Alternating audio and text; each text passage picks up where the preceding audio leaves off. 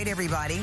Well, the Texas Oil and Gas Association is an association representing all things oil and gas in the state of Texas. In fact, in 2023, the Texas oil and natural gas industry supported over 480,000 jobs and paid over $26 billion in state and local taxes. I had the honor to speak with Todd Staples, president of the association, about this and his recent hearing at the House Select Committee on protecting the state's LNG exports.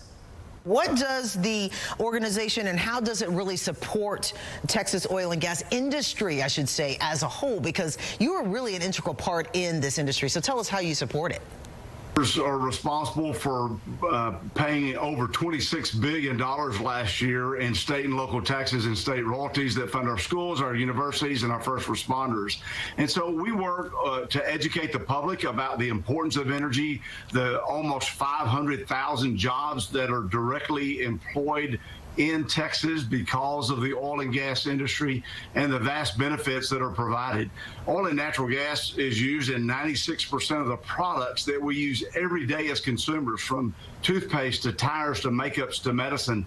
And so we help discuss these issues and make certain that we're basing environment on sound science-based policies so that we can continue to deliver the power that fuels modern life. And really just makes our world go and move as it does, which is a wonderful thing. Now, you actually participated in a really important hearing. So can you tell us why you decided to participate in this, especially when it comes to the pause that occurred when it comes to liquefied natural gas?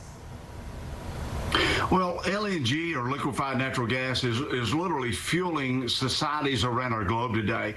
With Russia's attack on the Ukraine, with the unrest in other parts of the world, countries and societies are needing more liquefied natural gas. Fortunately, Texas is the world's leader. In fact, if Texas were its own country, we would be the third largest producer of natural gas in the world today. And so we have LNG facilities that are exporting this product to our allies around the globe.